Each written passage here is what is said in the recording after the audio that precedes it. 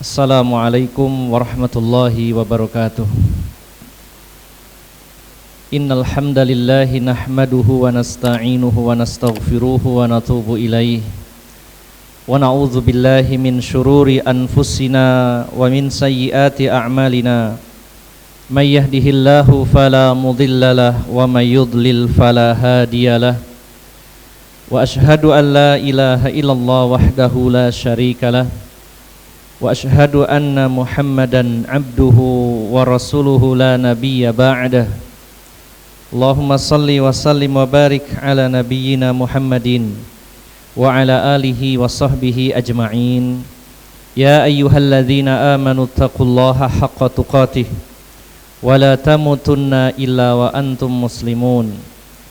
Ya ayyuhan nasu taqu rabbakumul ladzi khalaqakum min nafsin wahidah خلق منها زوجها وبث منهما رجالا كثيرا ونساء واتقوا الله الذي تساءلون به والأرحام إن الله كان عليكم رقيبا يا أيها الذين آمنوا اتقوا الله وقولوا قولا سديدا يصلح لكم أعمالكم ويغفر لكم ذنوبكم ومن يطع الله ورسوله فقد فاز فوزا عظيما أما بعد فإن أصدق الحديث كتاب الله وخير الهدي هدي محمد صلى الله عليه وسلم وشر الأمور محدثاتها فإن كل محدثة بدعة وكل بدعة ضلالة وكل ضلالة في النار. Bapak-bapak dan ibu-ibu, saudara-saudari yang dimuliakan Allah Subhanahu wa taala.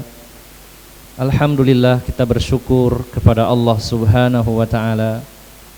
Pada malam hari ini diperkenankan oleh Allah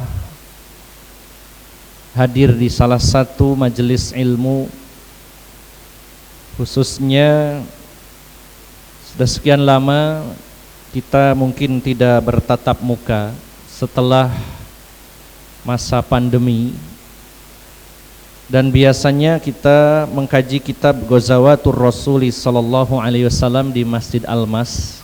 Karena belum buka masjid tersebut untuk kajian, maka pada hari ini kita bertatap muka di Masjid Imam Syafi'i ini. Bapak-bapak dan ibu-ibu, saudara-saudari yang dimuliakan Allah Subhanahu wa taala, mengkaji kitab Ghazawatur Rasul, perang-perangnya Rasulullah sallallahu alaihi wasallam, merupakan bagian dari kajian tentang sirah nabawiyah dan juga termasuk pelajaran tentang sejarah Islam. Dan perlu kita kuatkan kembali, kita motivasi diri kita, tanyakan kepada diri kita, mengapa kita ini harus belajar sejarah? Bukankah ada satu pernyataan, khususnya di sekitar kita atau di negeri ini, satu pepatah mungkin yang mengatakan bahwa yang lalu biarlah berlalu. Ini tentunya perlu dirinci dalam konteks apa kita melupakan masa lalu. Karena di dalam Islam, masa lalu atau apa yang dialami, apa yang terjadi, apa yang dilakukan orang-orang terdahulu kita, dalam pandangan Islam adalah sesuatu yang perlu dikaji dan dipelajari. Allah Subhanahu wa taala berfirman di dalam surat 12, surat Yusuf, yaitu ayat yang ke-111. Allah menyatakan, laqad kana fi qasasihim ibratul liulil albab.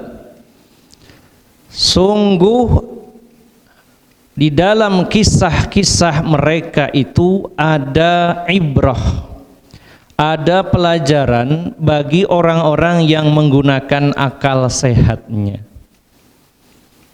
Seolah-olah Allah menyatakan, kalau kalian punya akal sehat, maka pelajarilah sejarah, kisah-kisah mereka. Dan ternyata Bapak Ibu saudara-saudari yang dimuliakan Allah Subhanahu wa taala, belajar tentang masa lalu yang tidak boleh kita biarkan berlalu, ini manfaatnya sangat besar sekali. Apa manfaat yang bisa kita petik dari belajar sejarah? Yang pertama, belajar tentang sejarah akan menjadikan kita mau menggali tentang bagaimana akibat dari orang-orang yang baik dan akibat dari orang-orang yang buruk. Artinya bukti nyata ketika sejarah itu memang valid, bagaimana akhir dari kehidupan seorang yang berbuat baik dan bagaimana akhir dari kehidupan seorang yang berbuat jahat. Sehingga kita akan lebih termotivasi untuk menjadi orang baik dan kita termotivasi menjauhi sikap-sikap buruk. Karena ternyata orang yang baik bukan hanya balasannya di akhirat tapi juga di dunia. Bagaimana akhir kesudahan orang-orang beriman dan bagaimana kesudahan akhir orang-orang musyrik, orang-orang kafir. Maka ini akan menjadi pelajaran dan ini akan mampu mengokohkan kita di jalan Allah Subhanahu wa taala. Sebagaimana Allah berfirman di dalam surat yang lain, ya. Allah berfirman di dalam surat Hud ayat 112. Allah nyatakan, wa kullan naqussu 'alaika min amba'ir rusuli ma nusabbitu bihi fuadak. Dan setiap kami kisahkan kepada kalian kisah-kisah para nabi dan rasul, maka dengan kisah itu kami teguhkan hatimu. Ketika kita belajar tentang orang baik, orang soleh, orang beriman itu ternyata akibatnya seperti itu. Kebaikan dia raih, Allah segerakan kebaikan di dunia ini, maka kita semakin bersemangat dan kokoh dalam kebaikan. Ketika kita tahu akhir dari kehidupan seorang yang kufur kepada Allah, banyak bermaksiat kepada Allah, maka kita pun akan termotivasi untuk bersemangat menjauhi segala perbuatan-perbuatan buruk. Ini satu di antara keutamaan kita belajar sejarah. Yang kedua, seringkali sejarah itu berulang. Artinya ada kemiripan-kemiripan kejadian sehingga kalau mirip apa yang kita alami dengan apa yang dialami orang terdahulu, ada kemiripan, maka kita akan bisa antisipasi bagaimana solusi menghadapinya, apa langkah-langkah yang akan kita lakukan. Ternyata sejarah telah berulang, sering ada kemiripan, maka kita tidak salah dalam langkah. Oh ternyata kalau langkahnya seperti ini dulu gagal, nggak boleh saya pakai yang berhasil. Maka copy paste atau menduplikasi, duplikasi ini lebih mudah. Ya, mencontoh, meniru apa yang dilakukan orang terdahulu untuk meraih kemenangan, misalkan begitu. Maka kenapa kita harus belajar sejarah? Karena sejarah itu sering berulang sehingga menjadi bagian dari kita tidak terlalu pusing untuk memikirkan sesuatu, bagaimana langkah-langkah kita karena sudah pernah dilakukan orang-orang terdahulu kita. Nah, kemudian Bapak Ibu saudara-saudari yang dimuliakan Allah Subhanahu wa taala, dan masih banyak sebenarnya poin-poin lainnya. Nah, terlebih kalau sejarah itu berkaitan dengan Rasulullah sallallahu alaihi wasallam, di mana kehidupan beliau sepanjang hidupnya tentunya bukan terjadi dengan tanpa skenario Allah Subhanahu wa taala. Bukan sebuah kebetulan. Apa yang dilakukan Rasulullah, apa yang dialami Rasulullah, ini benar-benar sudah disetting oleh Allah Subhanahu wa taala, karena beliau adalah figur teladan bagi umat manusia yang akan dicontoh perilakunya. Maka tentu apa yang beliau alami, yang beliau lakukan itu benar-benar sangat penting. Kita kerucutkan ya, belajar sejarah penting, apalagi belajar tentang sejarah Rasulullah sallallahu alaihi wasallam. Lalu apa pentingnya kita belajar tentang perangnya Rasulullah sallallahu alaihi wasallam? Ini lebih spesifik lagi. Jadi Bapak Ibu sekalian, sering saya sampaikan di Masjid Al-Mas bahwa kita harus selalu naik level. Kalau dulu waktu sekolah kita belajar sejarah atau sirah nabawi itu hanya global. Kemudian setelah mengenal ngaji, kita lebih rinci lagi dengan dalil-dalilnya. Kalau dulu kan cuma sekedar mendengar dari guru kita membaca. Setelah ngaji kita mengenal dalil, baca ayat, baca hadis. Setelah itu naik level lagi, belajar secara khusus sisi-sisi kehidupan Rasulullah. Maka belajar tentang kitab Ghazawatur Rasuli sallallahu alaihi wasallam, perang-perangnya Rasulullah SAW adalah level berikutnya agar kita lebih mendalam mempelajari sirah Nabi dari satu sisi secara khusus. Lalu apa pentingnya? Mungkin sebagian dari kita berpikir kalau bicara perang pasti bicara membunuh, saling membunuh. Ya. Dan ada juga sebagian dari saudara kita itu yang kurang sreg kalau pembahasan tentang jihad atau tentang perang khususnya. Jadi saya kadang dipeseni dari takmir, Ustadz nanti tolong ya jangan bahas jihad-jihad. Kenapa tidak? Ini adalah dirwatu sanamil Islam, puncak dari Islam. Lalu saya jelaskan bahwa karena mungkin ya ada sebagian berpikir kalau bicara perang pastinya bicara tentang kekerasan, tentang pembunuhan. Maka perlu kita pahami bersama ya, bahwa dalam sirah Nabi yang khususnya membahas tentang perang, ini adalah banyak pelajaran penting yang bisa kita ambil. Bukan semata-mata hanya masalah saling membunuh. Apa saja itu? Dalam kajian-kajian yang sudah kita lalui dalam kitab Ghazawatur Rasul, ketika kita membaca, mendengar bagaimana peristiwa perangnya Rasulullah dan para sahabat, pelajaran-pelajaran yang bisa kita petik, Masya Allah, luar biasa. Ya. Bagaimana Rasulullah SAW itu menunjukkan kepintaran beliau seorang nabi, ya, sebagaimana kita pahami bahwa seorang nabi memiliki sifat fatonah, yaitu cerdas. Kalau kita tidak mempelajarinya, kita tidak akan tahu sejauh mana kecerdasan Rasulullah dalam berstrategi perang yang luar biasa. Setiap sesi perang yang dialami Rasulullah itu sangat memukau sekali.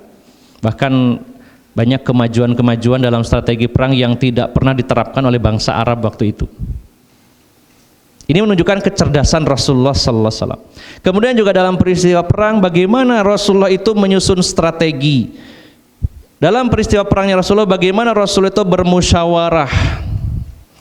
Dalam peristiwa perangnya Rasulullah itu, bagaimana ketika Rasulullah itu melakukan manajemen konflik di antara pasukan kaum muslimin. Bagaimana cara Rasulullah itu memilih personil-personil, menempatkan sesuai kemampuannya. Ya. Belum lagi di sana terdapat hukum-hukum bagaimana sholat khauf itu terjadi salah satunya saat perang. Bagaimana ketika dalam perang Ahzab Rasulullah dan para sahabat tidak sempat sholat selama 4 waktu. Bagaimana caranya? Maka di sana terkandung juga hukum-hukum yang berkaitan dengan fikih. Dan tentu masih hal-hal yang besar yang kita dapatkan. Dan yang jelas saudara-saudari sekalian yang dimuliakan Allah Subhanahu wa taala, apa yang dialami Rasulullah semuanya perkara penting bagi kita. Apalagi kalau yang dialami Rasulullah itu terjadi begitu banyak atau sering.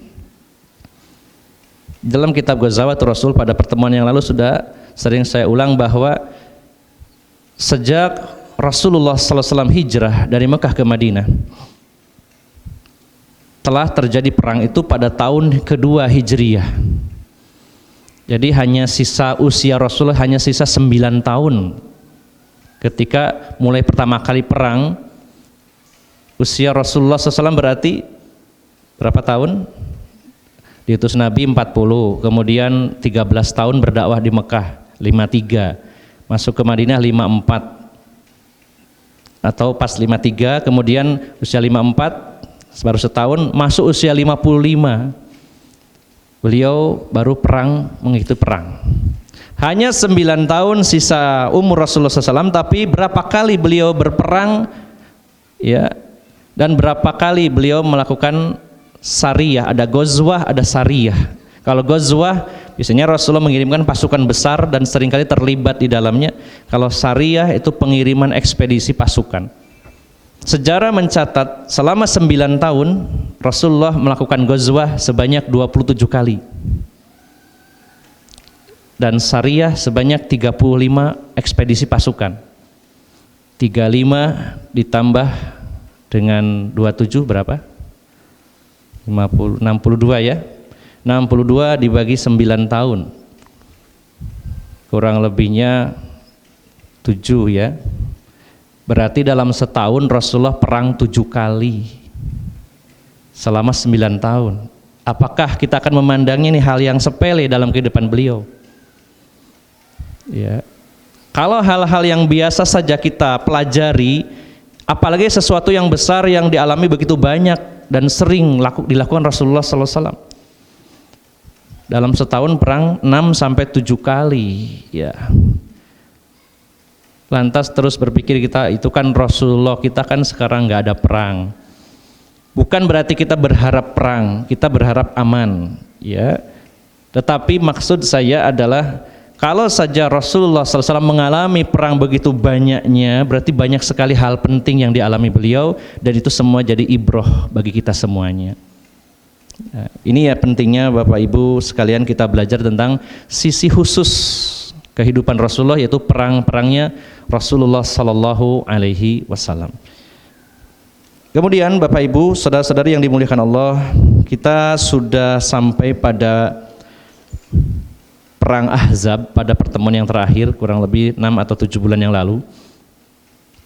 Dan ini merupakan perang yang sangat berat dialami oleh kaum muslimin, bahkan bisa dikatakan sepanjang sejarah perjuangan Rasulullah selain perang Tabuk, perang Ahzab ini perang yang paling berat.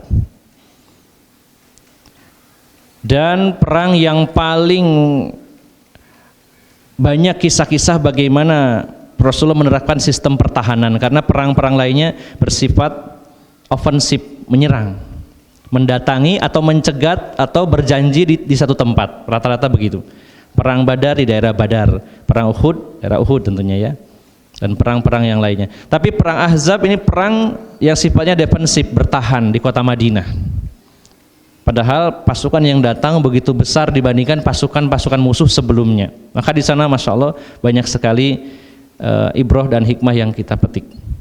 Jadi Bapak Ibu jamaah sekalian, belajar tentang perangnya Rasulullah sekaligus kita belajar tentang bagaimana perjuangan, bagaimana tentang pengorbanan, dan bagaimana tentang kesabaran. Bukan sekedar belajar tentang strategi perang, tapi lebih dari itu semuanya. Bapak Ibu jamaah sekalian, kita akan membahas tentang perang Ahzab. Perang Ahzab ini terjadi, sebagian ulama, dan ini adalah yang dipakai oleh jumhur ulama, terjadi pada bulan Syawal pada tahun ke-5 Hijriah. Sebagian memang ada yang berpendapat pada tahun 4, tapi yang lebih valid jumhur ulama mengatakan pada tahun ke-5 Hijriah. Apa yang melatar belakangi terjadinya perang Ahzab, atau bagaimana pemicunya perang Ahzab ini?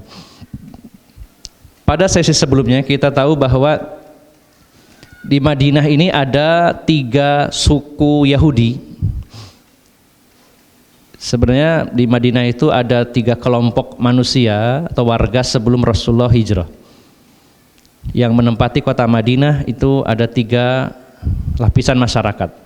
Yang pertama pribumi, yaitu dari Arab Qahtani, dan ini terbagi dalam suku besar, ada 2 yang paling besar, yaitu Bani Aus dan Bani Khazraj. Kemudian lapisan masyarakat kedua adalah orang-orang Yahudi, para pendatang. Dan ini ada 3 suku besar, yaitu Bani Nazir, Bani Qainuqa, dan Bani Quraidah. Dan yang terakhir adalah para budak, terutama dari Ethiopia, ya, lapisan paling rendah. Kemudian uniknya adalah di Madinah yang mengendalikan kota Madinah, baik sisi politik, sisi agama, maupun sisi ekonomi adalah orang Yahudi yang pendatang. Kenapa bisa mereka menguasai seperti itu? Bahkan dalam bidang agama mereka lebih unggul saat itu.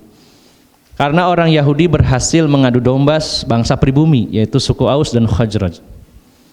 Mereka bermusuhan lebih dari 100 tahun, bertempur terus, berseteru terus, tidak pernah akur.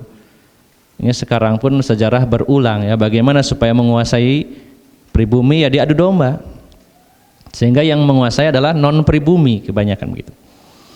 Maka kehadiran Rasulullah SAW ketika beliau di Mekah mendakwahkan Islam, ini angin segar bagi kedua suku pribumi ini yang akhirnya mereka masuk Islam dan bersatu, melebur, beraliansi menjadi satu, yaitu menjadi sahabat Ansor. Itu adalah suku Aus dan Khazraj bersatu. Kemudian datanglah sahabat Muhajirin, kemudian melebur jadilah kaum muslimin. Menjadi satu kekuatan yang luar biasa. Sehingga dari semua sisi orang Yahudi tergeser setelah itu. Bahkan karena mereka merasa takut tinggal di Madinah bersama kaum muslimin, maka Rasulullah merangkul mereka dengan mengikat perjanjian.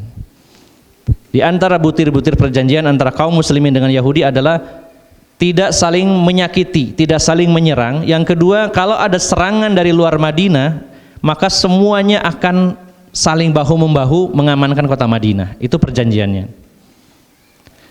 Dan ternyata karakter Yahudi suka melanggar janji. Maka yang pertama kali melanggar perjanjian itu adalah Bani Nadir, yaitu dengan merencanakan pembunuhan atas Rasulullah sallallahu alaihi wasallam. Ketika mereka pura-pura mengundang Rasulullah ke kampung mereka dan diajak ke sebuah dinding, sementara di atas ada orang yang menyiapkan akan menjatuhkan batu besar, penggilingan gandum yang besar, akan rencananya dijatuhkan di atas kepala Rasulullah. Namun malaikat Jibril diperintahkan oleh Allah memberitahukan kepada Rasulullah, sehingga Rasulullah cepat pulang dan kembali dengan membawa pasukan. Maka akhir kisah Bani Nadir ini terusir dari Madinah.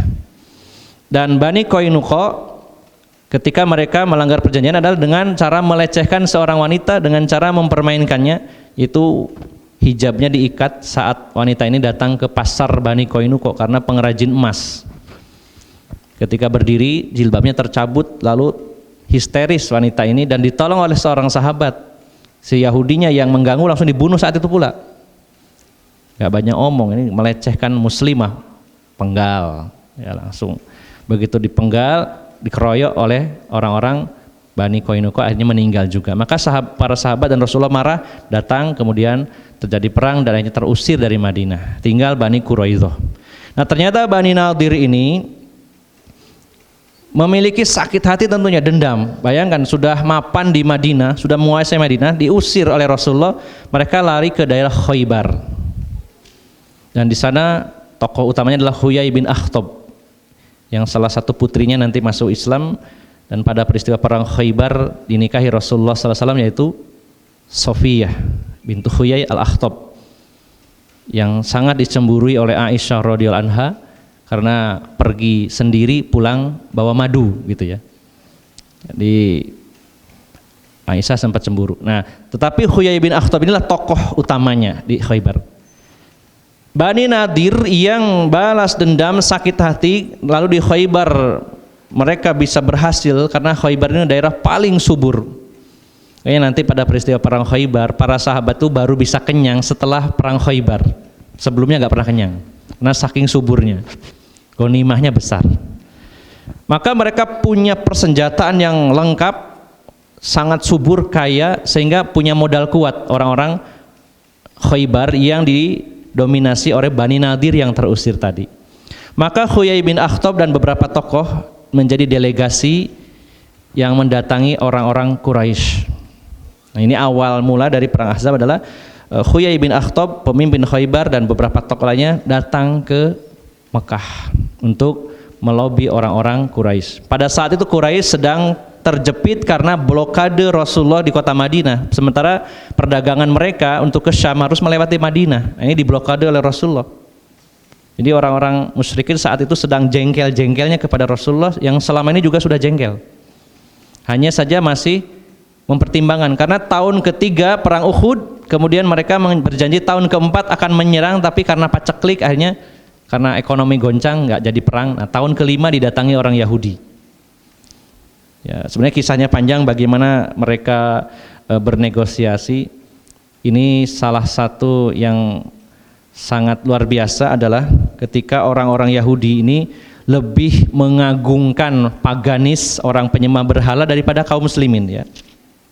Dia ada salah satu ayat di dalam Al-Quran, bahkan ini juga termasuk bagian dari Masail Jahiliyah, itu poin yang ke-31. Kalau panjenengan punya kitab Syarah Masail Jahiliyah poin 31, salah satu karakter jahiliyah itu adalah mereka membenci kebenaran, agama yang benar, tapi mencintai agama yang batil.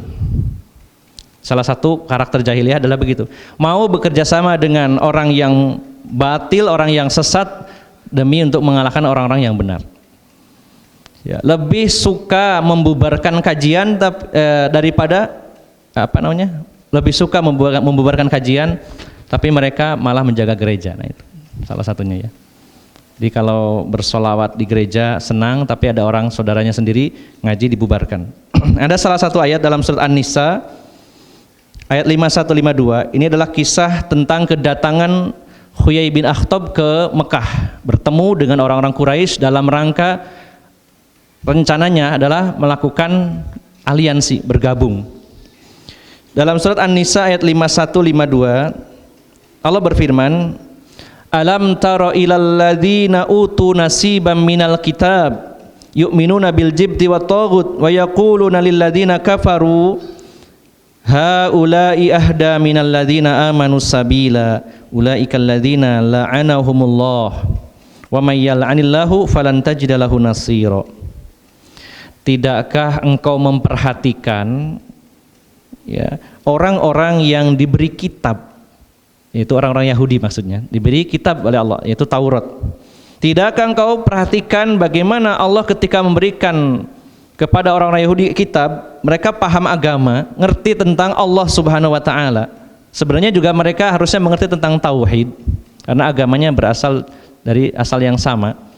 Perhatikan orang-orang yang diberi kitab, orang-orang Yahudi itu, mereka beriman kepada jibt dan taghut. Ya, mereka percaya kepada kahin, ya, kepada sihir. Dalam kitab Fathul Majid dijelaskan lebih rinci.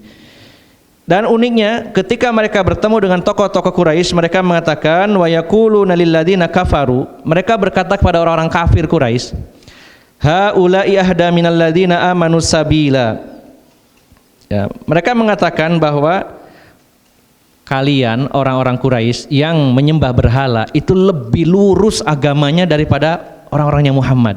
Bayangkan, Yahudi dan Islam kan lebih dekat sebenarnya, punya nabi, punya kitab, dan mengenal Allah Subhanahu wa taala.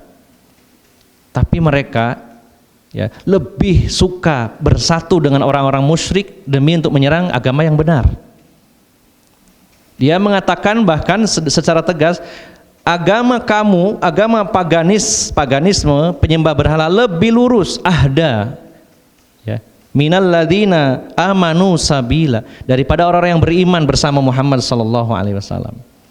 Ini sehingga ini salah satu karakter jahiliyah, karena ahlul jahiliyah itu ada dua. Yang pertama al-kitabiyun atau ahlul kitab, yang kedua adalah al-ummiyun, orang-orang yang buta huruf dari kalangan bangsa Arab yang musyrik. Maka di antara poin perkara jahiliyah itu, poin yang ke-31 adalah mereka memusuhi kebenaran tetapi mencintai kebatilan. Mereka mau bekerja sama dengan orang-orang kafir untuk menyerang saudaranya sendiri. Dan ini telah berulang juga sejarah itu. Sangat senang, sangat bahagia ketika mereka itu ada di gereja, berceramah, bahkan tumpengan, ya, sholawatan, dijaga, tapi ada saudaranya yang kitabnya Al-Quran juga sama, nabinya sama, syahadatnya sama, sama-sama sholatnya. Nah, ada toleransi, bubarkan, ya, halangi pembangunannya. Ini ternyata ada dalam Al-Quran, dan ini sejarah telah berulang, ya. Maka akhirnya orang-orang musyrikin Mekah, wah senang sekali, wah ternyata kita lebih benar, ini loh yang ngomong ahli kitab. Semakin menjadi-jadi kekufurannya, apalagi setelah itu ditawari. Kan selama ini kita untuk menghentikan dakwah Islam, menghentikan Muhammad dan orang-orangnya itu sulit. Gimana kalau kita bersatu? Kemudian dikatakan lagi bahwa kalian kalau bersatu akan lebih kuat. Kita serang Madinah itu. Maka orang-orang musyrikin Mekah menyiapkan pasukan, mengumpulkan kabilah-kabilah itu sebanyak 4.000 personil waktu itu. Jadi dalangnya adalah orang Bani Nadir yang punya uang dan punya silat lidah, kepintaran dalam silat lidah. Kebetulan yang diajak itu orang yang sedang getem-getem, orang Jawa bilangnya, sudah jengkel, di blokade, bisnisnya macet, paceklik. Akhirnya setelah itu orang-orang Bani Nadir mendatangi suku Ghatfan dan kabilah-kabilah sekitarnya. Siapa suku Ghatfan? Suku Ghatfan itu adalah satu kabilah yang suka perang tapi motifnya adalah duit. Motifnya adalah harta, tidak ada idealisme mereka itu. Mereka adalah orang-orang yang suka dibayar. Kenapa? Tentara bayaran. Dan mereka berhasil mengumpulkan pasukan sebanyak 6.000, total jadi 10.000. Kalau orang-orang Mekah, Quraisy Mekah yang 4.000 itu punya idealisme, punya ideologi, harus mereka perjuangkan ideologi kekafiran. Tapi kalau suku Ghatfan itu yang penting dapat duit. Nah, sementara di Khaybar itu kaya, mereka berjanji selama 1 tahun penuh hasil panen Khaybar akan diberikan kepada suku Ghatfan kalau menang, dijamin, diberi iming-iming itu. Ya. Sekarang pun yang kita hadapi kadang-kadang ada orang yang memang memiliki ideologi yang mereka perjuangkan, tapi juga banyak yang tidak punya dasar kecuali duit. Kayak demo-demo itu banyak kan dibayar. Ya, bukan semata-mata kita harus membela kebenaran yang kita anut. Mereka aliran sesat itu cuma bahasanya, tapi di belakang dapat duit. Itu fakta di lapangan begitu. Nah, akhirnya bergabunglah pasukannya 10.000. 10.000 pasukan yang dimotori, didalangi oleh orang-orang Yahudi yang kaya, punya duit, disetir. Maka mereka menyusun kekuatan dengan 10.000 pasukan menuju Madinah. Dan hebatnya adalah intelijen Rasulullah itu luar biasa kuatnya. Badan Keamanan Daulah Islamiyah waktu itu memiliki satu divisi, yaitu divisi di bidang intelijen. Jadi Rasulullah selalu menyebarkan orang-orang dimanapun, di Mekah dimanapun, orang-orang yang menjadi informan kaum muslimin dan selalu mengabarkan kepada Rasulullah. Maka Rasulullah menerima kabar lebih dulu bahwa ada pasukan 10.000 bersiap-siap akan menuju Madinah. Lalu Rasulullah mengumpulkan para sahabat. Ini awal mula terjadinya perang Ahzab itu seperti itu.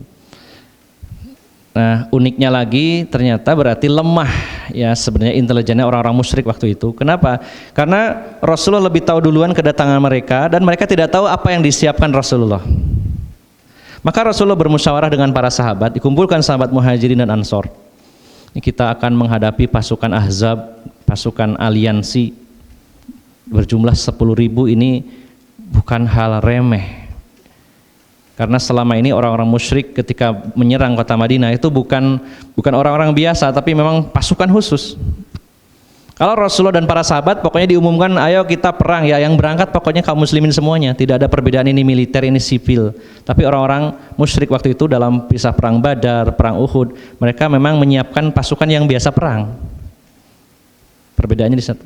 Tapi ternyata Allah berikan kemenangan kepada kaum muslimin. Nah, maka setelah musyawarah Rasulullah musyawarah dengan sahabat Muhajirin dan Ansor, hanya Salman Al-Farisi.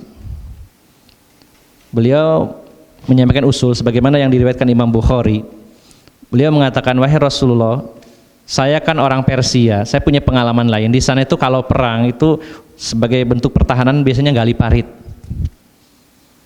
Maka para sahabat tercengang, heran dan takjub karena selama berabad-abad lamanya perang di bangsa Arab itu nggak pernah ada sistem parit itu. Maka Rasulullah setuju. Kalau gitu kita kontrol, kita cek lapangan. Di manakah kita akan menggali parit? Isya ya. Azan dulu ya, nanti kita lanjutkan lagi insyaallah. Alhamdulillah wassalatu wassalamu ala Rasulillah wa ala alihi washabbihi wa mawalah. Kita lanjutkan Bapak Ibu jamaah sekalian. Kisahnya semakin memanas dan semakin menarik kita cermati. Ada beberapa poin penting. Tadi di awal kita sudah membahas tentang latar belakang atau apa yang melatar belakangi terjadinya perang Ahzab, yaitu atas provokasi dan juga modal yang dimiliki oleh suku Bani Nadir yang menggerakkan suku Ghatfan. Maka yang kedua berikutnya adalah strategi apa yang dilakukan Rasulullah SAW, dan ini yang membuat kita tercengang. Ya. Yang pertama, tadi Rasulullah bermusyawarah dengan para sahabat Muhajirin dan Ansor. Pada saat-saat kritis ini memang harus memperbanyak musyawarah karena akan banyak yang ikut berpikir. Walaupun keputusan perlu cepat, tetapi musyawarah sangat ditonjolkan dalam hampir semua perang-perang Rasulullah sallallahu alaihi wasallam. Maka hasil musyawarah itu adalah usul dari Salman Al-Farisi yang dipakai oleh Rasulullah untuk membuat Khandaq atau parit. Ternyata setelah diperhatikan ada keunikan secara geografis atau apa ya istilahnya dari kondisi alam dari kota Madinah. Ya. Yang pertama, di Madinah itu kita lihat lalu di peta ya, posisi Madinah itu kalau dipetakan di atasnya Mekah ya, berarti sisi utara. Tapi untuk masuk ke Madinah itu justru adanya di sisi utara. Jadi Mekah kalau mau ke Madinah harus muter gitu. Nah, jadi rencananya pasukan Ahzab ini akan menyisir melipir ke sisi kiri, berarti sisi barat, untuk masuk lewat utara. Kenapa bisa lewat utara? Karena di sisi selatan terhalang oleh benteng Bani Quraidah. Sisi selatan agak ke barat, tenggara. Itu ada benteng Bani Quraidah dan beberapa bukit. Dan sisi timur dan barat penuh dengan pegunungan namanya diistilahkan Hurrah. Hurrah itu gunung cadas, batu yang keras, hitam keras dan tidak mungkin dilewati apalagi oleh pasukan berkuda, tidak mungkin. Jadi sisi kiri kanan, sisi barat, sisi timur ini pegunungan berbatu. Di sini ada benteng Quraidah, yang terbuka hanya sisi utara. Maka Rasulullah dan para sahabat sudah memprediksi bahwa mereka akan masuk sisi kiri, sisi barat dan asal masuk dari utara. Maka Rasulullah dan para sahabat memutuskan menggali parit adalah sepanjang dataran yang terbuka di sisi utara Madinah. Dan Rasulullah memilih posisi kaum muslimin, terutama pos pemantauannya adalah di Bukit Sal'un namanya ya. Ada satu bukit di sana yang dekat dengan parit yang akan digali. Maka Rasulullah dan para sahabat menggali parit selama 6 hari dengan radius yang cukup panjang, yaitu 5.000 hasta. Berarti berapa ya? 5.000 hasta. Satu hasta itu setengah meter. Setengah meter berarti 2.500 meter. 2,5 kilo. Belum ada eskavator waktu itu ya. 2,5 kilo dengan kira-kira lebarnya itu sekitar 7 sampai 8 hasta, sekitar 3,5 sampai 4 meter lebarnya. Ya kira-kira kuda itu tidak bisa lompat lah gitu ya. Karena waktu itu belum ada trail, kalau trail bisa lompat. Ya, perkiraan itu nggak bisa. Nah, kalaupun lebar, tapi kalau dangkal kan pasti bisa turun. Nah, buatlah kedalamannya cukup dalam, itu sekitar 14 sampai 15 hasta atau sekitar 7,5 meter, itu dalam. Kalau udah katung jatuh, kuda tidak mungkin naik gitu. Dan tentunya kaum muslimin, pasukan muslimin tidak akan membiarkan orang masuk ke parit, pasti mereka akan dihujani dengan panah. Maka 6 hari targetnya Rasulullah untuk menyelesaikan parit itu, sehingga Rasulullah membagi para sahabat berdasarkan kelompok-kelompoknya. Setiap 10 orang dibebani tugas menggali 20 hasta. Ya, 40 maaf. Setiap 10 orang menggali sepanjang 20 meter. 20 meter panjangnya, kemudian lebarnya tadi ya sekitar 4 meter, dalamnya 7 meter. Nah, itu dilaksanakan kurang lebih menurut ahli sejarah selama 6 hari secara kontinu terus, non-stop, kecuali untuk keperluan-keperluan yang penting. Masya Allah, ini luar biasa Pak. Digali dengan alat-alat manual ya selama 6 hari. Sampai di sana ada kisah tentang sahabat yang menemukan batu yang tidak bisa dipecahkan oleh para sahabat, berkali-kali palunya hancur, udah angkat tangan semua sahabat, tidak ada yang mampu. Barulah Rasulullah yang menanganinya. Nah, nanti akan kita lanjutkan kisah itunya. Jadi langkah pertama, strategi pertama Rasulullah adalah membuat pertahanan, sistem pertahanan, yaitu dengan membuat parit yang cukup lebar dan dalam sejauh radius kurang lebih 2,5 km, menutupi semua celah. Ini yang pertama. Nah, yang kedua tidak kalah cerdasnya adalah Rasulullah SAW. Langkah awal adalah apa yang dilakukan Rasulullah? Rasulullah meminta kaum muslimin untuk mengevakuasi wanita dan anak kecil, istri-istri mereka dan anak-anaknya, dievakuasi, ditempatkan di benteng Bani Harithah. Apa pelajaran bisa kita petik? Dalam situasi genting atau ada tugas penting, Maka untuk menguatkan mental pasukan, untuk menguatkan mental para relawan harus diurusi dulu keluarganya. Ya, diurusi keluarganya. Kenapa? Karena kalau keluarga mereka, istri, anak-anak ini masih belum aman, yang akan bertempur, yang akan berjuang ini kepikiran. Ini akan lemah. Ya, coba yang teman-teman sadda kalau tugas kemanusiaan ke Lombok atau ke Palu, ke Wamena, atau mungkin tugas pengamanan seperti di Imam Syafi'i sampai hari ke-70 kemarin kita ya non-stop di sana. Seandainya yang di rumah itu nggak tenang, kita nggak akan tenang. Ini gambaran kecilnya ya, miniaturnya perang itu seperti itu. Maka bagaimana akan berangkat berperang sementara kepikiran anak istrinya belum aman? Kalau dulu karena kondisi perang senjata mungkin nggak aman dari sisi keselamatan. Kalau sekarang aman secara ekonomi mungkin ya. Wismas budal-budalo sampean tapi aku sangonono, nah gitu ya. Ojok budal-budal ae sing nak omah iki ya butuh. Mosok sampean belo wong liya bojone gak dibelo. Nah, kan gak akan kacau. Ini sering saya temui di lapangan ya. Kadang-kadang teman-teman tuh kenapa kok murung? Saya tanya sampean murung lah apa? Mari ditelepon bojoku. Ya. Maka hal-hal yang sepertinya sepele ini strategi Rasulullah. Ya, siapkan galon airnya ya, siapkan warih 5 galon. Ya, sekalian iklan ya. Yes, 5 galon ya, 3 galon ya. Supaya nanti enggak usung-usung. Berasnya aman. Sangune arek-arek aman. Terus apalagi lah diatur. Sehingga berangkat tuh sudah tenang ya. Ini yang diterapkan Rasulullah sallallahu alaihi wasallam. Bagaimana seorang akan berjuang dengan maksimal kalau kepikiran anak istrinya, akan melemahkan pasukan. Maka strategi yang kedua Rasulullah adalah mengamankan, mengevakuasi para wanita dan anak-anak kecil di benteng Bani Harithah, termasuk istri-istri Rasulullah sallallahu alaihi wasallam. Ya, dan mereka para wanita dibekali juga senjata walaupun tidak bisa secara maksimal bertempur tapi sebagai penjagaan saja. Karena nanti ada kisah di mana Bani Quraidah itu menaiki bentengnya para wanita, kemudian ditusuk oleh Sofiyah dengan kayu sampai mati ya, jatuh dari bentengnya. Dan juga para wanita kalau ada masalah mengacungkan pedang dari kejauhan supaya yang di daerah parit bisa menolong gitu ya. Diamankan oleh Rasulullah dan para sahabat. Ini langkah yang dilakukan Rasulullah sallallahu alaihi wasallam. Setelah bikin parit, mengamankan anak-anak dan perempuan, maka strategi berikutnya adalah bagaimana Rasulullah memotivasi para sahabat, menanamkan kebahagiaan pada saat berjuang. Maka dalam kisah perang Ahzab ini Rasulullah dalam sejarah dicatat beliau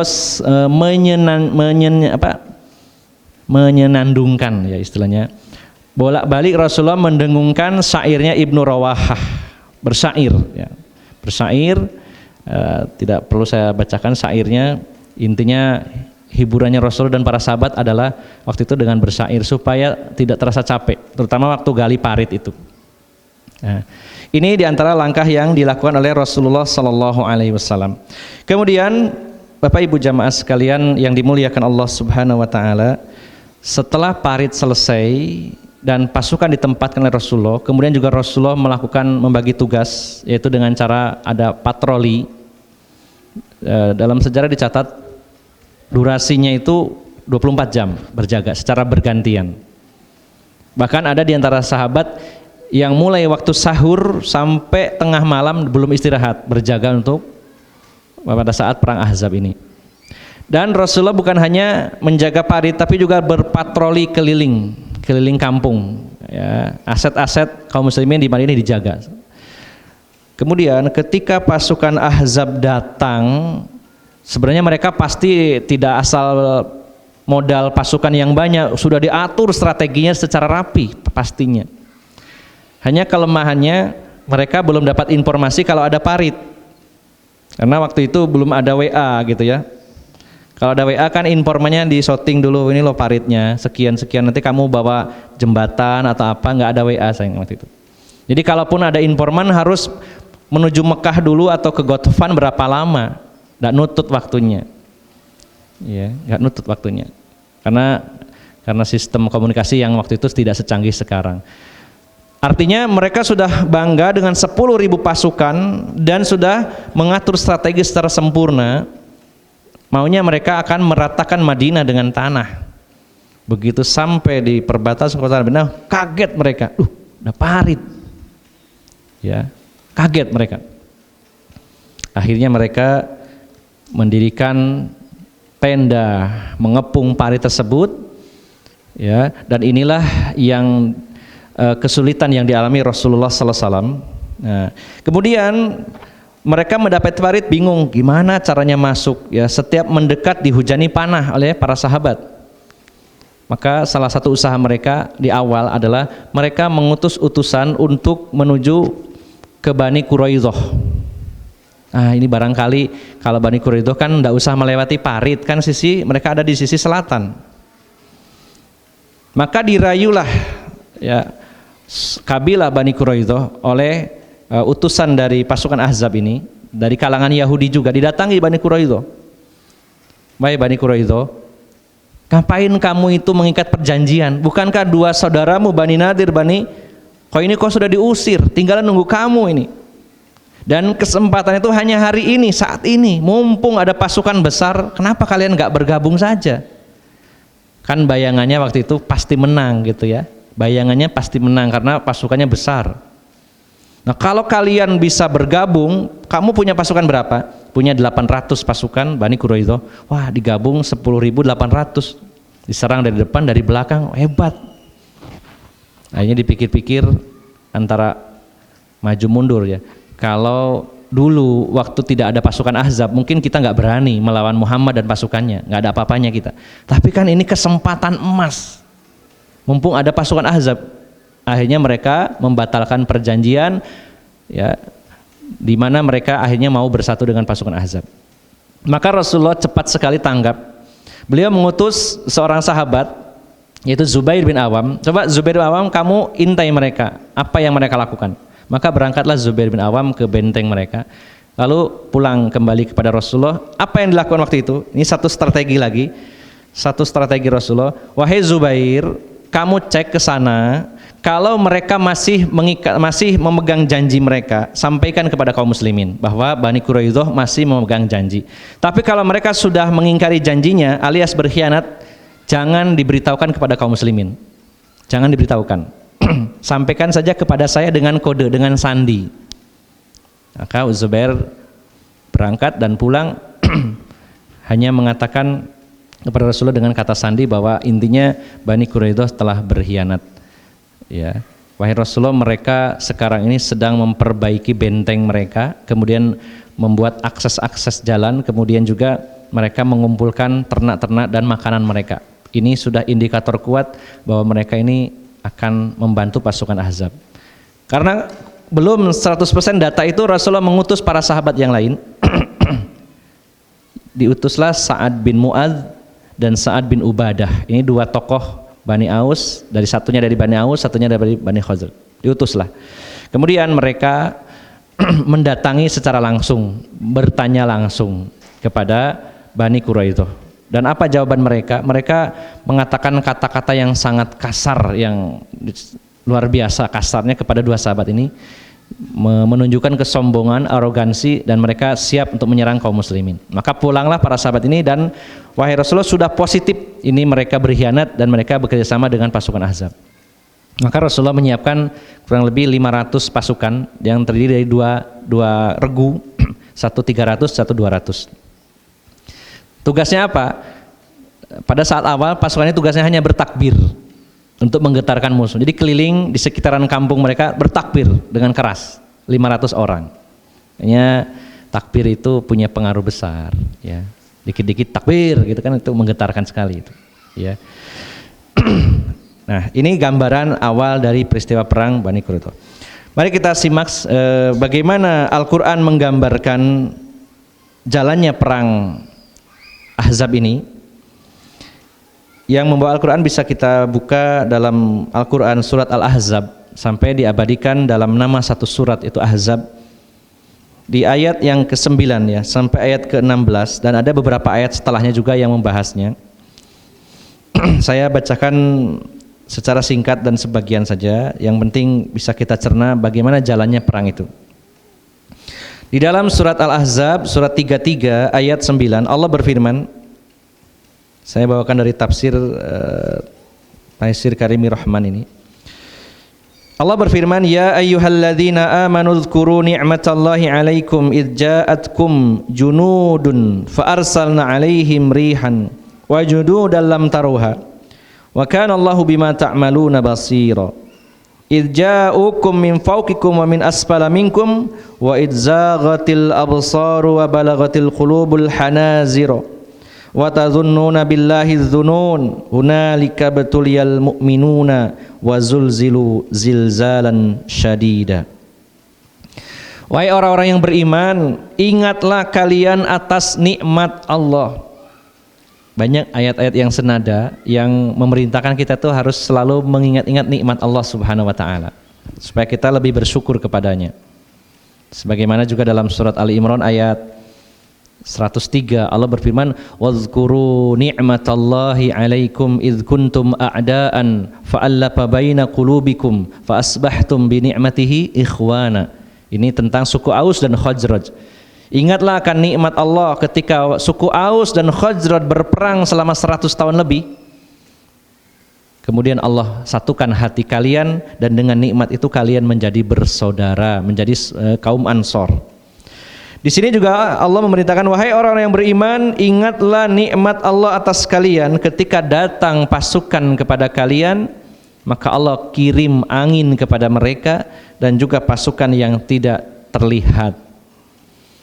Ya, yang tidak terlihat oleh mata, para malaikat. Wa kana Allahu bima ta'maluna basir, dan adalah Allah mengetahui dan adalah Allah Subhanahu wa taala dengan apa yang mereka lakukan, basira, maha melihat.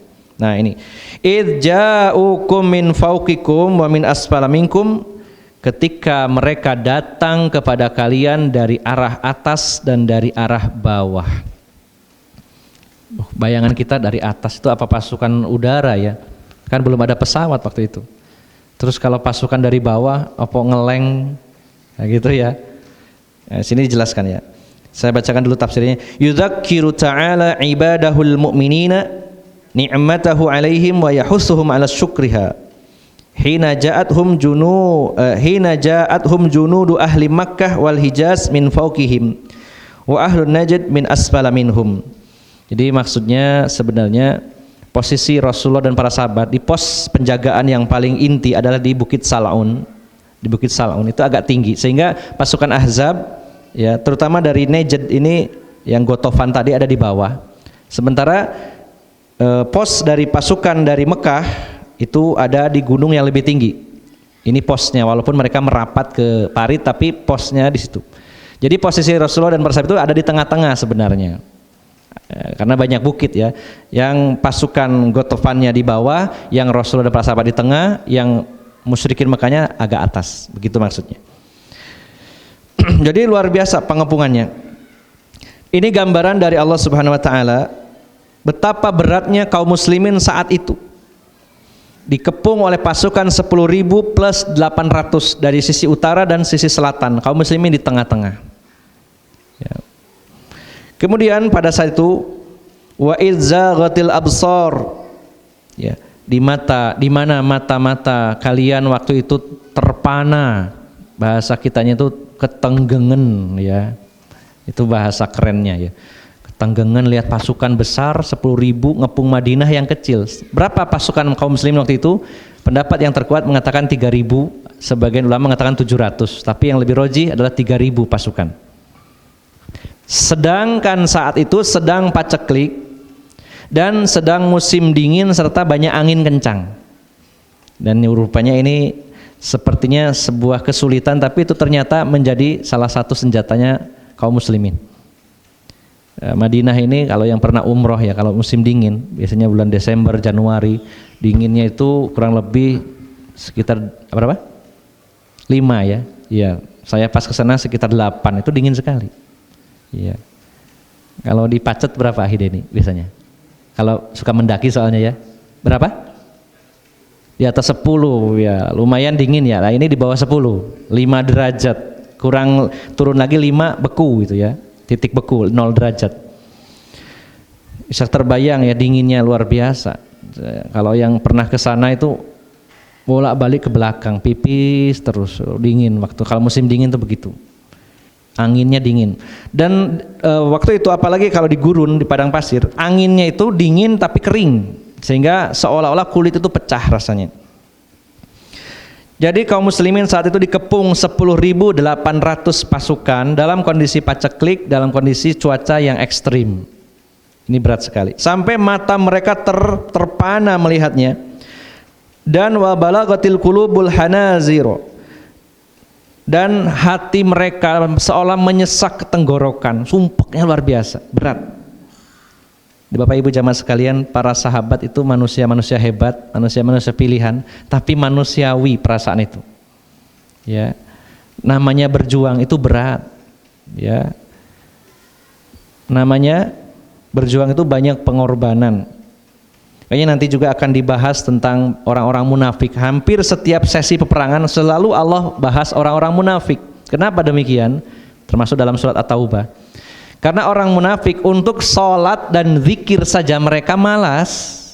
Artinya mereka malas berkorban, maka dalam peristiwa perang pengorbanannya besar sehingga kelihatan sekali kemunafikannya. Kalau orang munafik itu wa idza qamu ilas sholati qamu kusala wala yadhkuruna Allaha illa qalila. Ketika mereka mau mendirikan salat, mereka itu malas dan sedikit sekali berzikir mengingat Allah Subhanahu wa taala. Hanya salat saja hitungan menit mereka malas. Nah, apalagi harus berperang, mengorbankan harta, mengorbankan nyawa, meninggalkan anak istri, kampung halaman. Harus berbulan-bulan bahkan meninggalkan kampung halaman itu. Pasti sangat-sangat berat sehingga kelihatan akan menonjol di situ ya, kemunafikannya. Maka berat secara manusia para sahabat itu berat sekali, luar biasa. Bahkan Bapak Ibu jamaah sekalian, saking pacekliknya pada peristiwa perang Khandaq ini, Rasulullah Shallallahu Alaihi Wasallam mengikatkan batu di perut beliau, ya. Sehingga para sahabat sempat mendengar, kok kemeriak ini apa ya? Di dekat Rasulullah keratak-keratak gitu. Ternyata para sahabat tahu bahwa Rasulullah mengikat perut beliau dan diisi dengan batu-batu untuk mengganjal rasa laparnya Rasulullah SAW. Melihat situasi yang sangat genting ini, dan Allah menyatakan sampai akhirnya watadununa billahi dzunun, sampai kalian itu berburuk sangka kepada Allah, sempat berburuk sangka. Ini yang dimaksud ayat ini, watadununa billahi dzunun, ada dua. Sebagian orang itu orang-orang beriman itu berbaik sangka kepada Allah, ya. Nanti bisa dilihat pada ayat lompat ya, ayat 22 surat Al-Ahzab ayat 22. Walamma ra'al mu'minuna al-ahzab qalu hadza ma wa'adana Allah wa rasuluhu wa sadaqallahu wa rasuluhu wa ma zadahum illa imanan wa taslima. Dan ketika orang-orang mukmin itu berjumpa dengan pasukan Ahzab, mereka berkata, inilah yang Allah janjikan, inilah yang dijanjikan oleh Rasulullah sallallahu alaihi wasallam, dan maha benar Allah dan Rasulnya. Jadi mereka berpikirannya positif, bukan walah kok abot ya, enggak. Mereka mengatakan ini yang Allah janjikan, ternyata benar janjinya Allah itu. Dan tidaklah menambah kepada mereka orang-orang mukmin kecuali iman dan penyerahan diri kepada Allah Subhanahu wa taala. Maka Rasulullah sampai mengikat batu di perut beliau karena masa-masa yang sangat kritis. Berapa lama pasukan Ahzab mengepung? Selama kurang lebih 1 bulan. Ya, sebenarnya diperketatnya 3 minggu, tapi totalnya 1 bulan penuh dikepung. Bisa dibayangkan zaman itu ya, yang persediaan makanan terbatas, suhu ekstrim, dan bukan hanya kelaparan, diancam oleh pasukan jumlahnya 10.800. Itu bukan perkara ringan. Ya, subhanallah. Maka sebagian mereka ada yang berburuk sangka kepada Allah Subhanahu wa taala, terutama orang-orang munafik. Hunalika btuliyal mu'minuna wa zulzilu zilzalan sadida. Itulah atau demikianlah diuji orang-orang beriman dan mereka digoncang dengan goncangan yang dahsyat pada peristiwa perang Ahzab tersebut. Dan perang-perang yang sempat terjadi, sempat mereka menerobos pasukannya Ikrimah, ya, dan Amr bin Wud ini masuk bisa melalui parit, sehingga Rasulullah memerintahkan Ali bin Abi Thalib menghadangnya dan berhasil membunuh pendekarnya yaitu Amr bin Wud, ya, dibunuh oleh Ali bin Abi Thalib dengan tombak beliau, dan sisanya kocar-kacir balik kucing, ya, kembali ke pasukannya, sempat nembus begitu ya. Nah, Bapak Ibu jamaah sekalian, saya singkat, maka kondisi kaum muslimin sangat berat saat itu. Bahkan orang-orang Yahudi ini luar biasa pengkhianatannya. Mereka melakukan pengkhianatannya itu bukan semata-mata menyerang kaum muslimin, tapi mengganggu wanita-wanita muslimah dan anak-anak. Jadi yang mereka lakukan adalah untuk mengganggu pikirannya Rasulullah dan para sahabat, diganggu, ya. Maka ini adalah ujian yang sangat berat yang dialami Rasulullah dan para sahabat. Kemudian Bapak Ibu jamaah sekalian, baru setelah 3 pekan mereka tidak bisa menembus benteng parit yang dibuat oleh Rasulullah dan para sahabat. Setelah 3 pekan maka ada perkembangan bagus, ya. Yang pertama, ini strategi juga, saya singkat, strategi yang dilakukan Rasulullah. Yang pertama, Rasulullah SAW, ya, mengetahui bahwa dari 10.800 pasukan ini, ya, pasukan Ghatafan ini adalah pasukan yang sangat mudah, ya, istilahnya dirayu karena motifnya duit. Apa yang dilakukan Rasulullah?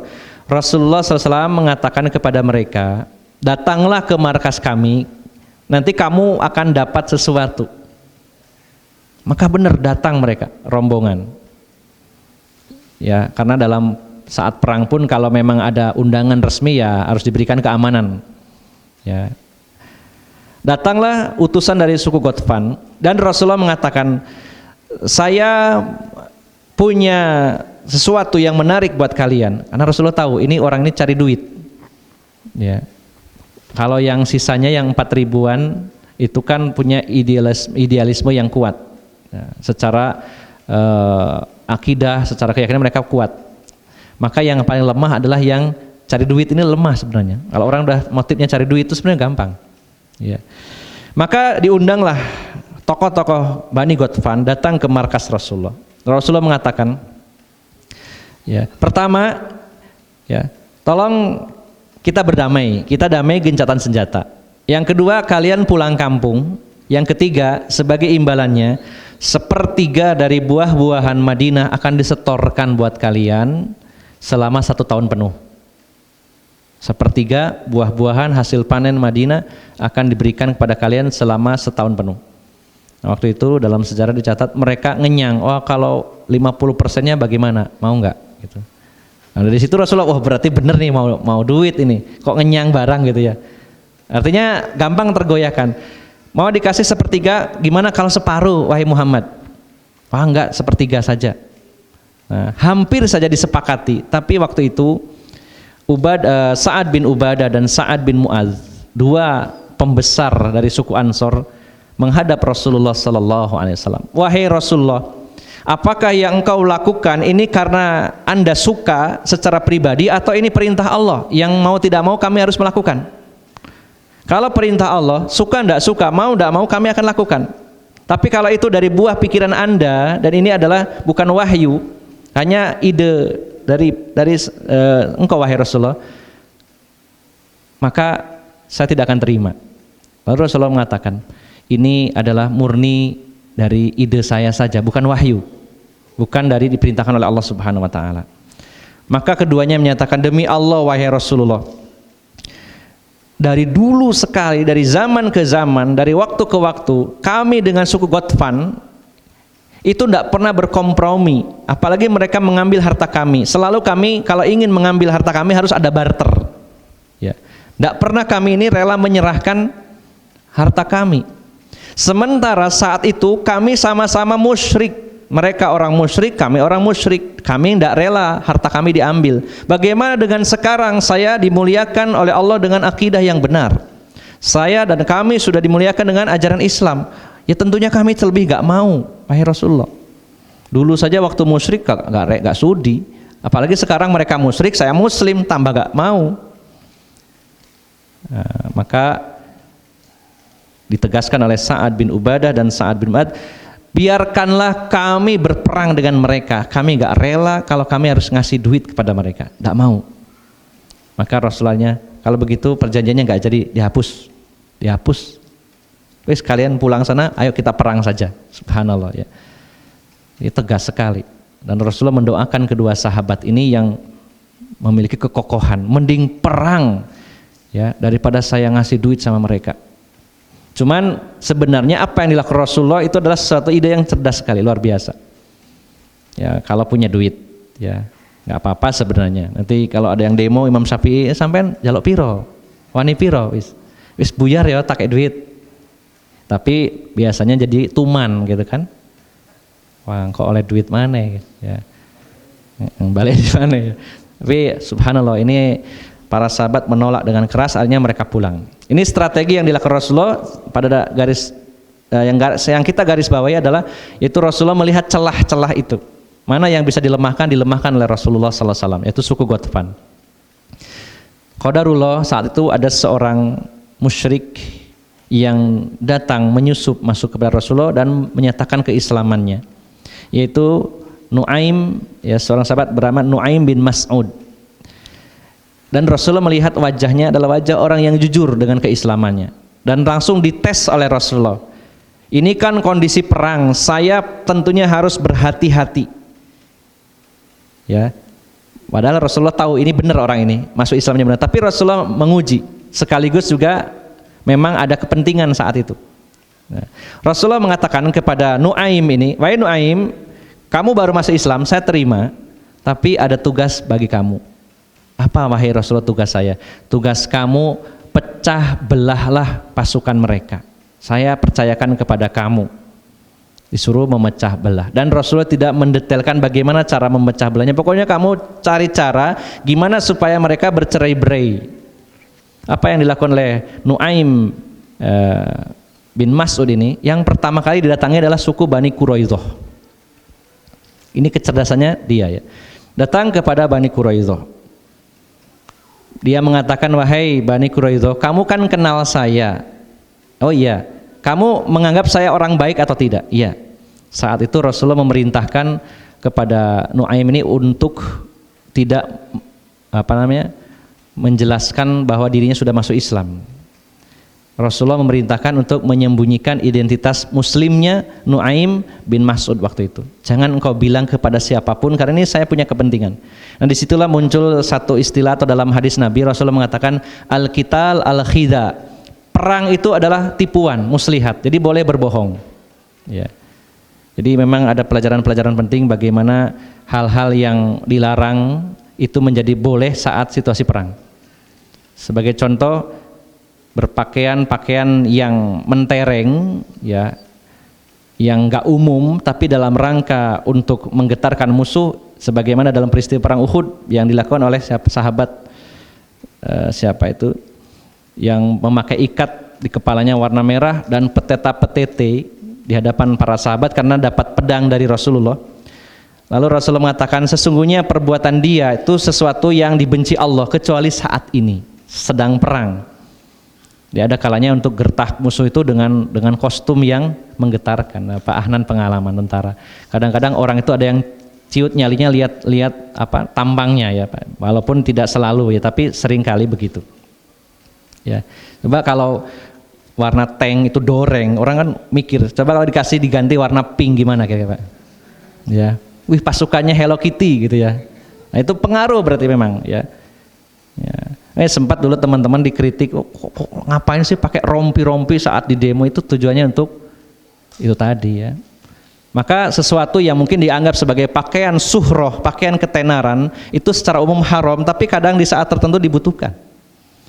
Sebagaimana di dalam peristiwa perang Uhud. Nah, di sini Rasulullah menegaskan al-qitalu al-khida. Qital, perang itu adalah khida, tipuan, muslihat. Kamu jangan mengaku sudah masuk Islam, menyusup kepada mereka, cerai beraikan mereka. Berarti kan berbohong. Datang kepada suku Bani Quraidah. Wahai Bani Quraidah, saya kan teman kamu ya. Kamu percaya nggak sama saya? Oh percaya. Gini ya. Coba kamu pikir, suku orang-orang Mekah dan orang Ghatfan, lalu kamu Bani Quraidah itu kan bersekutu pada saat ini. Cuman ada bedanya. Kalau orang-orang Mekah, orang-orang Ghatafan itu kan pendatang. Ya. Kalau mereka itu kalah, mereka bisa pergi begitu saja, meninggalkan kamu sendiri. Kamu kan pribumi di sini. Kalau mereka kalah, ya, maka mereka akan pergi begitu saja dan kamu akan berhadapan dengan Muhammad dan pasukannya. Tidak mungkin mampu. Iya enggak? Pikir-pikir, iya benar ya. Kita kan orang sini, yang pasukan sekutu itu akan pulang, kita di sini. Terus gimana caranya? Gini caranya saya ajari ya. Kamu minta jaminan kepada pasukan Ahzab ya dari Mekah maupun Ghatafan, minta ada sandra sebagai jaminan. Ada orang-orang yang diminta sebagai jaminan supaya mereka nggak pergi begitu saja. Ya, maksudnya diambil orangnya, ditahan, disandra. Nanti kalau mau pergi kan pikir, oh ada yang disandra, nggak akan seenaknya gitu. Oh masuk juga ya, benar-benar gitu. Ya baik, nanti kami akan ke sana mau minta jaminan. Maka sahabat ini yang baru masuk Islam ini pergi kepada orang-orang Mekah dan juga dikenal baik orang Mekah. Kalian percaya sama saya ada sesuatu yang saya bicarakan. Apa itu?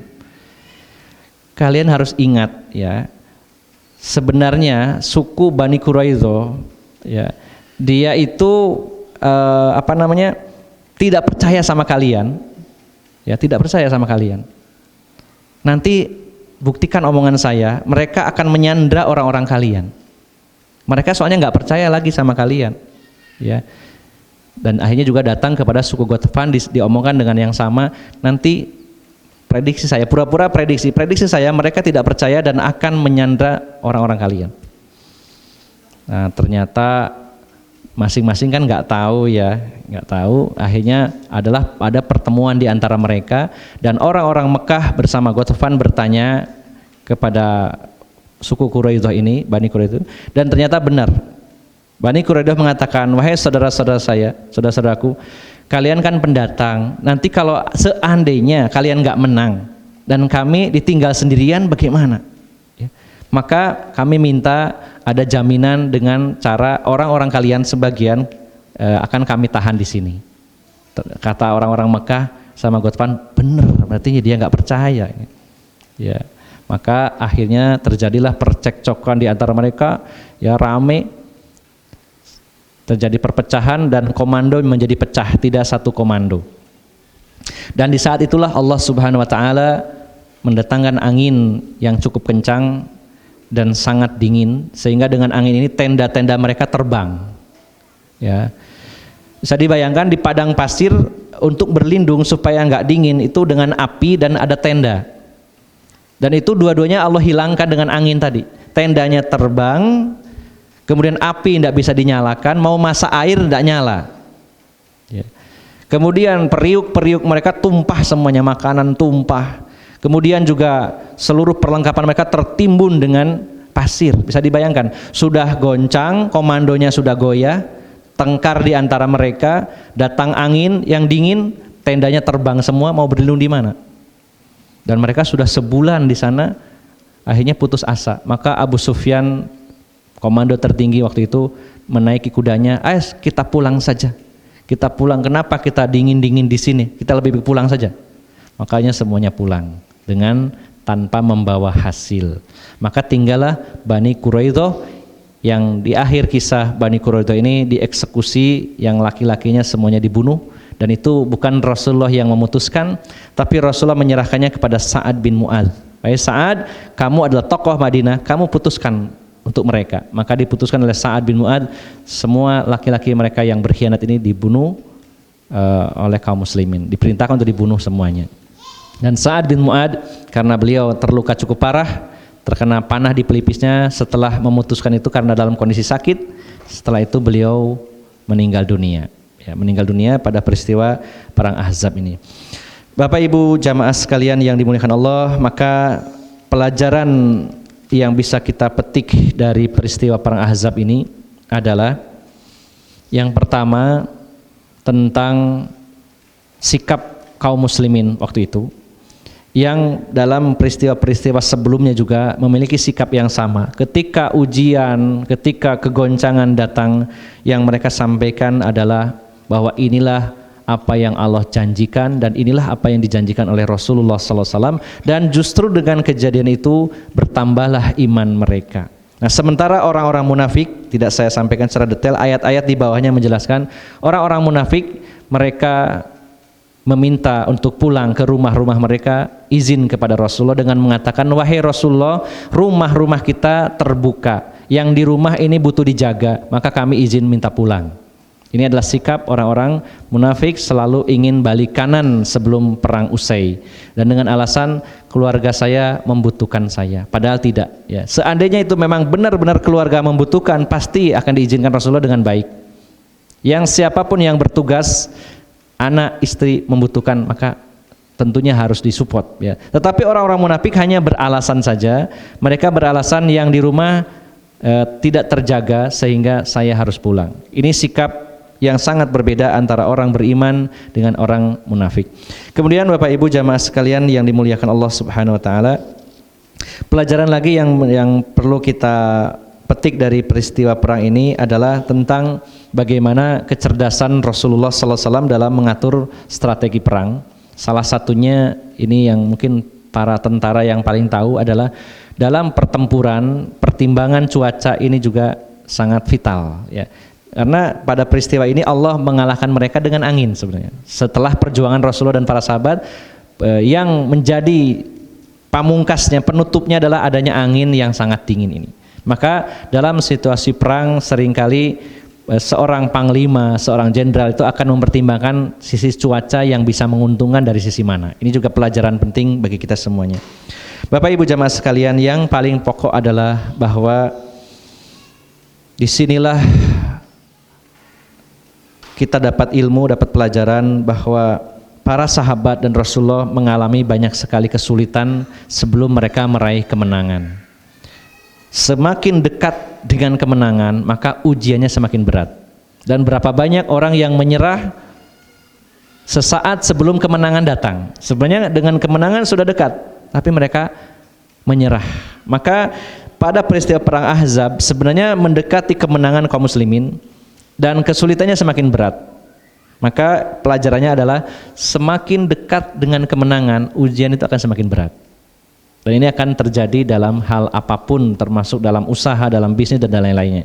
Nah, inilah Bapak Ibu jamaah sekalian, tentunya dengan keterbatasan kemampuan saya menyampaikan, tentu tidak bisa secara sempurna menggambarkan situasi sesungguhnya dalam peristiwa perang Ahzab itu. Namun mudah-mudahan yang terpenting bagi kita adalah mau kembali menggali, membaca, mempelajari tentang sirah nabawiyah dan mungkin dari sisi-sisi yang lainnya. Masih banyak kitab-kitab tentang sirah yang secara spesifik yang perlu kita pelajari, bukan hanya sisi perangnya saja, juga bagaimana seni berinteraksinya Rasulullah. Ada kitab tersendiri, kemudian juga ada kitab yang membahas kapan sih Rasulullah itu menangis, kapan Rasulullah itu tertawa, kapan Rasulullah itu serius, kapan bercanda. Ini ada kitab khusus yang membahas tentang itu. Maka ini adalah next level berikutnya setelah kita belajar tentang sirah secara global ya. Mudah-mudahan Allah beri kesempatan kita untuk mempelajari kitab-kitab tersebut dan sirah nabawiyah secara khusus, sehingga diharapkan kita semakin mudah memahami Islam ya, dengan praktek yang dilakukan oleh Rasulullah Sallallahu Alaihi Wasallam, dan juga dengan harapan mudah-mudahan kita bisa menjadikan beliau sebagai uswah hasanah, teladan yang baik bagi kita semuanya. Dan kita berharap mudah-mudahan kita dipertemukan oleh Allah Subhanahu wa taala di dalam jannahnya bersama Rasulullah dan para sahabat beliau Sallallahu Alaihi Wasallam. Kurang lebihnya saya mohon maaf yang sebesar-besarnya. Aqulu qawli hadza wa astaghfirullah li wa lakum wa akhiru da'wana anil hamdulillahi rabbil alamin. Wassalamualaikum warahmatullahi wabarakatuh.